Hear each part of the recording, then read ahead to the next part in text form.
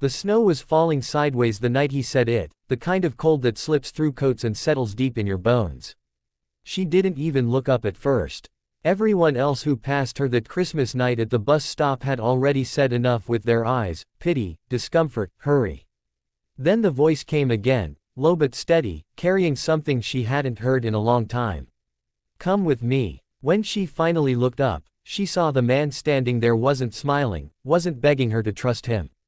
He was simply waiting, as if he already knew the answer would change all of their lives. Before I take you back to how a widow, her 2 children, and a broken ex-Navy SEAL ended up under a flickering streetlight on Christmas night, do me a small favor. If you believe stories can still restore faith, tap like on this video and subscribe to the channel. It helps stories like this reach the people who need them most, and I promise, you'll want to stay until the very end. Her name was Elena. Christmas used to be her favorite day. Once, it meant cinnamon rolls in the oven, her husband's laugh echoing through the house, and wrapping paper scattered across the living room while the kids fought over toys. That was before the knock on the door 3 years earlier. Before the uniform. Before the words that split her life into a before and an after. Her husband, Mark, had been a firefighter. He never made it home from a warehouse blaze. Since then, Christmas had become something to survive rather than celebrate. This year had been the hardest. Medical bills, rent increases, and a sudden layoff had drained what little savings she had left. The landlord had been patient, until he wasn't. That morning, on Christmas Eve, she packed what she could fit into 2 worn suitcases while her children, Lily who was 8 and Ben who was 5, tried not to cry. She told them it was an adventure. She told them Santa knew where to find them anywhere. But when the door closed behind them, the sound echoed like a final goodbye. By nightfall, the shelter was full. The churches had closed their doors for services. The last bus had already passed. That's how they ended up at the bus stop, huddled together under a broken advertisement sign glowing with a smiling family and the words "Merry Christmas." Lily clutched her stuffed rabbit. Ben's hands were red with cold. Elena kept whispering that everything would be okay, even though she no longer knew if that was true. The man who stopped in front of them had been watching from across the street. His name was Jack Sullivan. He hadn't planned on stopping. He never did. Crowds made him uneasy. Christmas made him worse. Since leaving the Navy SEALs 5 years earlier, he had learned to live quietly, carefully, with ghosts that followed him into every room. His team, his mistakes, the missions that never truly ended. He had come out that night only because his therapist told him isolation was killing him faster than the memories ever could. Jack noticed the kids first. Training never really leaves you, it just changes shape. He saw how Elena positioned herself between the children and the street, how her eyes tracked every passing car, how she flinched when someone laughed too loudly nearby. He recognized that look. He had seen it in villages halfway across the world, people running on empty, surviving minute by minute. He told himself to keep walking. He told himself this wasn't his responsibility. But then Ben sneezed, sharp and small, and Lily pulled her coat tighter around him, giving up warmth she didn't have to spare. Jack stopped. "Come with me," he said, and when Elena's eyes finally met his, she saw scars that weren't just on his face. "You don't belong out here tonight." Every warning bell in her head went off at once. She pulled the kids closer. "We're fine," she said, the light tasting bitter. "We're just waiting." "For what?" Jack asked gently. She didn't answer, because there was no answer that didn't sound like failure. Jack nodded as if she had spoken anyway. He reached into his pocket slowly, deliberately, and pulled out his phone, showing her the lock screen photo of a small house with lights in the windows and a crooked wreath on the door. "I've got a place," he said. "It's warm. There's food. You can stay the night. No strings. If you want to leave in the morning, I'll drive you wherever you need to go." Elena shook her head. "I don't even know you." "That's fair," Jack said. "You don't have to trust me. Trust the cold instead. Trust that your kids don't deserve to sleep out here."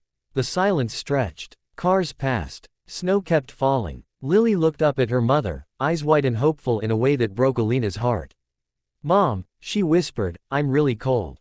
That was the moment. Not Jack's words. Not his offer. Just the simple truth in her daughter's voice.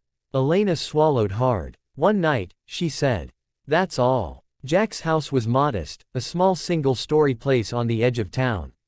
It smelled faintly of pine and coffee. There was a tree in the corner, undecorated except for a single string of white lights. Jack admitted he had put it up that morning and didn't know why. He handed the kids blankets, thick and warm, and watched as their shoulders finally relaxed. Elena expected questions. She expected judgment. She expected pity. Instead, Jack made soup, grilled cheese, and hot chocolate without saying much at all.